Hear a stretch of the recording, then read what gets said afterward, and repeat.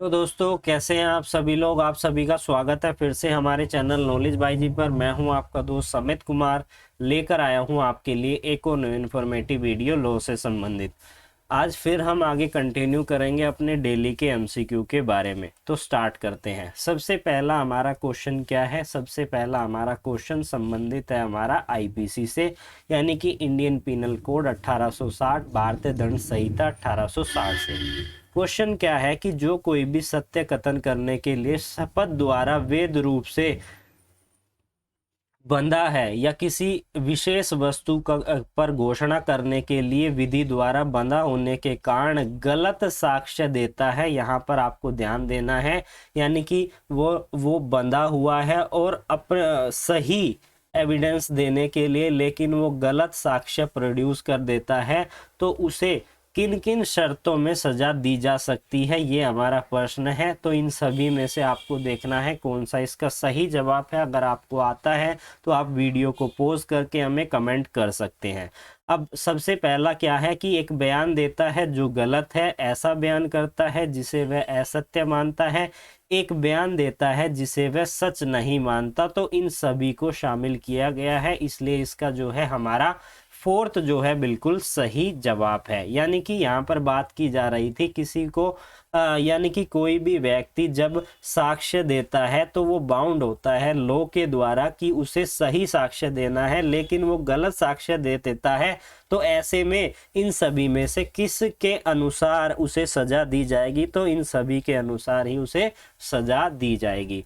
अब बात करते हैं हमारे अगले प्रश्न के बारे में, जो है हमारा इंडियन कॉन्ट्रैक्ट एक्ट 1872 से, यानी कि भारतीय अनुबंध अधिनियम के निम्नलिखित में से किस खंड यानी धारा की बात की जा रही है में प्रोमिस वर्ड यानी वचन शब्द को परिभाषित किया गया है? तो इसको परिभाषित किया गया है सेक्शन 2B में। और हम बात करें प्रपोजल की, तो प्रपोजल को 2A में डिफाइन किया गया है, तो आप इसको भी याद रखिएगा। अब हम बात करते हैं हमारे अगले क्वेश्चन के बारे में, जो है हमारा सीआरपीसी यानी कोड ऑफ क्रिमिनल प्रोसीजर 1973 से, आपराधिक प्रक्रिया संहिता 1973 से। यानी कि इस एक्ट की धारा 406 के तहत जो मामला और अपील के स्थानांतरित करने के लिए सर्वोच्चतम न्यायालय की शक्ति के बारे में बात करता है। और इस धारा का उद्देश्य क्या है? सेक्शन 406 मैंने पहले भी बताया था कि सुप्रीम कोर्ट को यह पावर देता है कि वो केस और अपील्स को, मामले यानी केसेस और अपील्स को ट्रांसफर कर सकता है। तो इन चीज़ों का क्या उद्देश्य है, इस धारा का क्या उद्देश्य है, क्या पर्पज है? तो इसका पर्पज है न्याय के उद्देश्य के लिए समीक्षण प्रणाली या पार्टियों को मौका देना, कोर्ट में अपने फायदे के लिए ट्रांसफर करना, या उपरोक्त में से कोई भी नहीं। तो इसका पहला जो है बिल्कुल सही जवाब है, न्याय के उद्देश्यों के लिए समीक्षण या प्रणाली या उपयोग, हम इसे कह सकते हैं।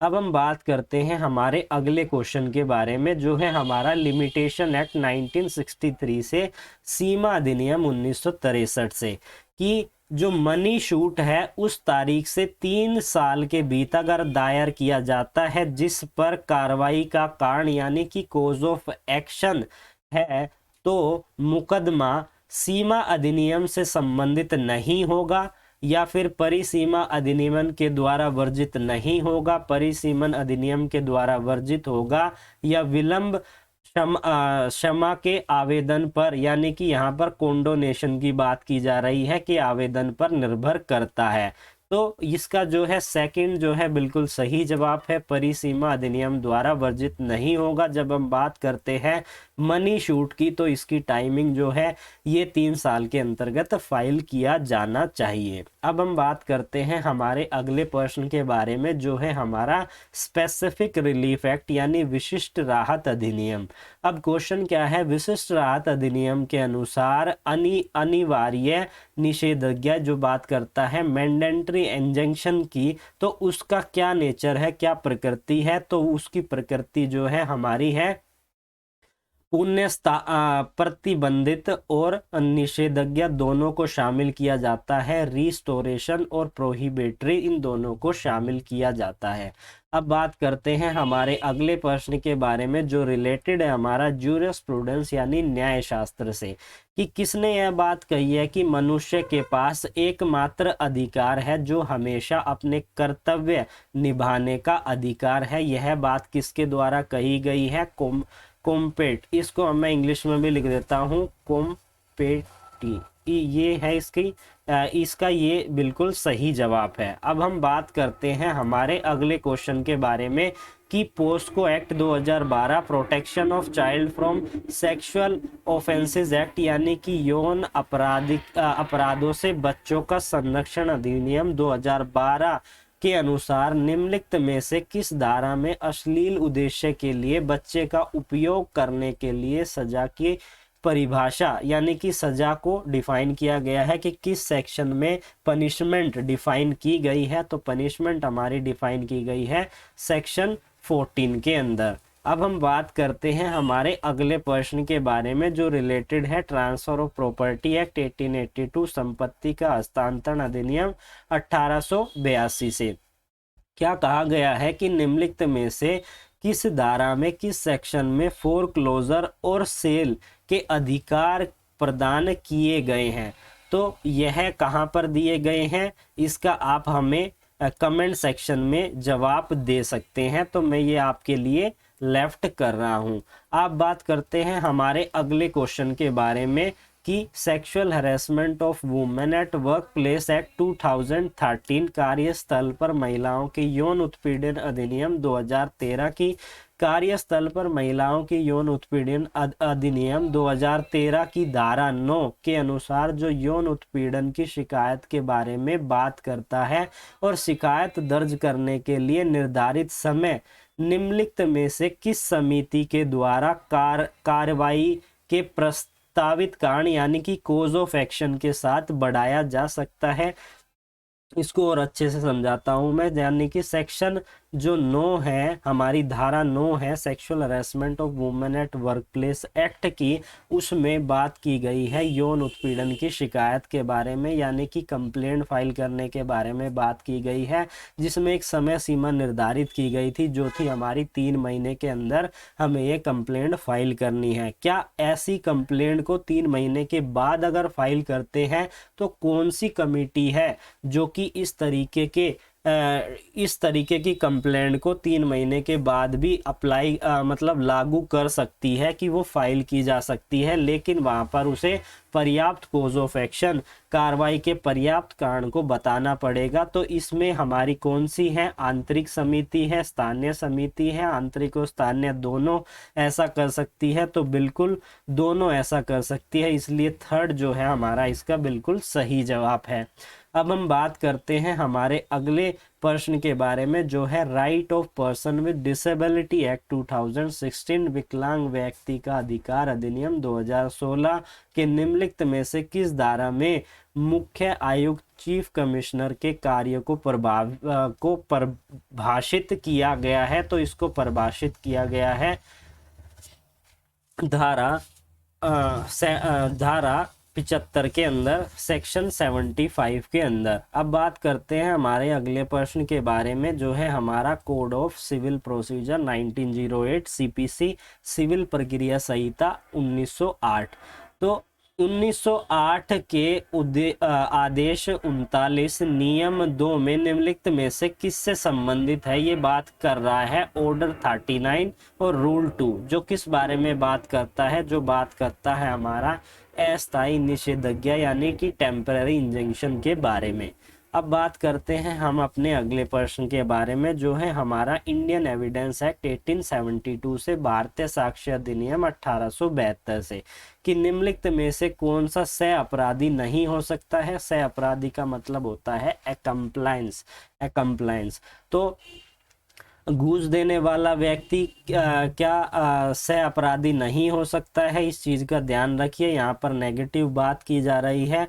एक जासूस, एक वेश्या, चोरी की संपत्ति प्राप्त करने वाला व्यक्ति, तो जो जासूस है कोई भी डिटेक्टिव है उसे जो है सह अपराधी एक्कम्प्लायंस नहीं बनाया जा सकता अकॉर्डिंग टू सेक्शन 133 में इसके बारे में डिफाइन किया गया है।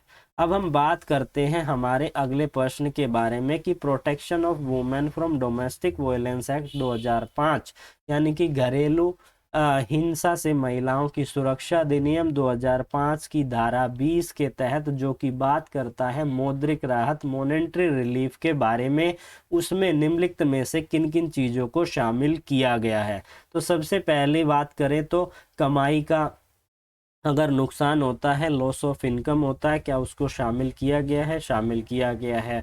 व्यक्ति वस्तु के नियंत्रण से किसी भी संपत्ति को नष्ट करने, क्षतिग्रस्त करने और हटाने के कारण होने वाले चिकित्सा व्यय और हानि, इसे भी शामिल किया गया है। सीआरपीसी 1973 की धारा 125 के तहत एक आदेश सहित एक आदेश के अलावा पीड़ित व्यक्ति के साथ साथ उसके बच्चे को भी मेंटेनेंस दी जाएगी। तो इन सभी चीज़ों को शामिल किया गया है, इसके लिए इसका लास्ट जो है वो बिल्कुल सही जवाब है। अब हम बात करते हैं हमारे अगले प्रश्न के बारे में कि indecent representation of women prohibition act 1986 यानी महिला पर अश्लील प्रतिनिधित्व निषेध अधिनियम 1986 की बात की जा रही है, जिसकी धारा 2C के तहत जो महिलाओं के अश्लील प्रतिनिधित्व के को परिभाषित की करता है। सेक्शन 2 जो है वो हमारे डेफिनेशन क्लोज है।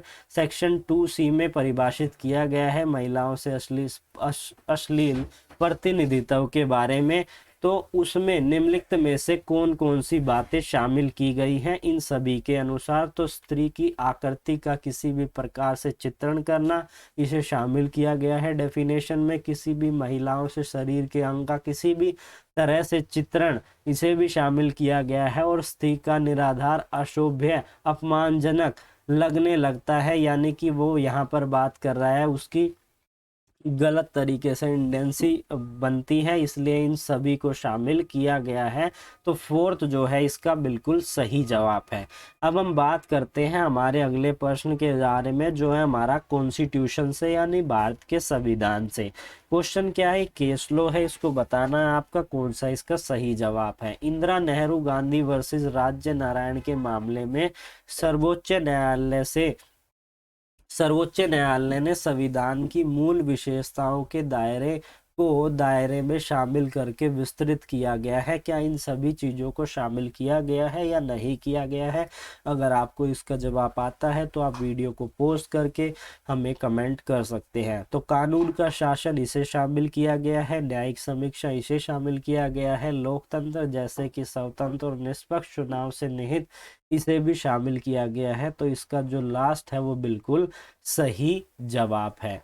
तो वीडियो कैसी लगी? अगर वीडियो इन्फॉर्मेटिव लगती है तो आप हमें कमेंट कर सकते हैं। फिर मिलेंगे एक न्यू लेक्चर के साथ, तब तक के लिए जुड़े रहिए अमित कुमार नॉलेज बाई जी के साथ।